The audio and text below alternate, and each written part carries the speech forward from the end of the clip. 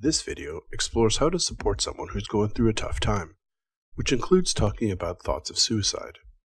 If you feel triggered at any point while watching this video, check out this resource for support. We all go through tough times in life. In moments of crisis, your peer may reach out to you when they feel overwhelmed. It's important for you to try to stay calm and find ways to comfort them. Be present. Listen and encourage your peer to seek additional support if the situation doesn't seem to be getting better. Here are a few other considerations to keep in mind. As a youth peer supporter, it's important to be aware of triggers, both your own and those of your peer. Triggers are personal and can be anything: a sight, sound, smell, taste, or feeling that sets off a memory or flashback that takes you right back to the original experience or trauma with the same feelings and intensity. When you're aware of your triggers, you can avoid situations and things that are associated with them, or learn strategies to manage them, such as finding ways to distract, refocus, and bring yourself back to that present moment. For example, some people find that counting exercises, deep breathing exercises, or having a physical object to hold on to, like a stone or a coin, can help you feel grounded and calm.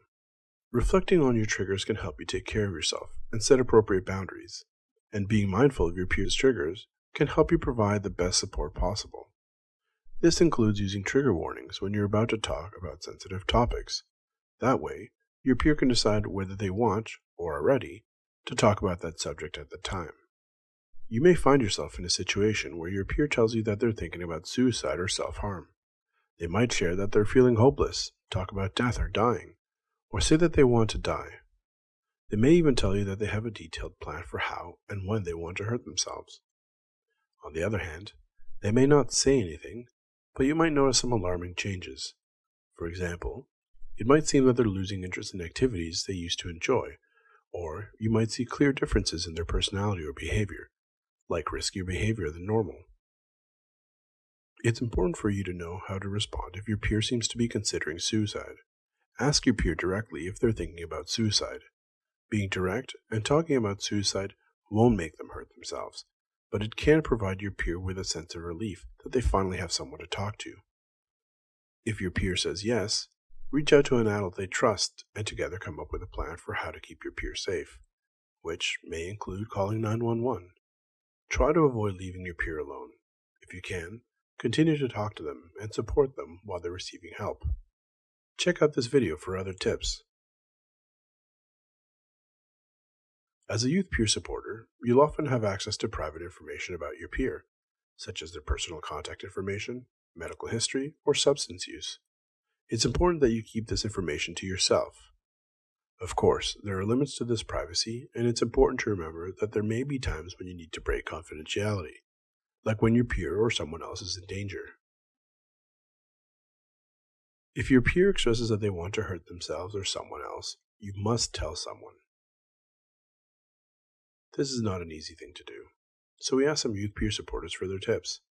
Here's what they said. Discuss the limits of confidentiality at the very beginning of your peer support relationship.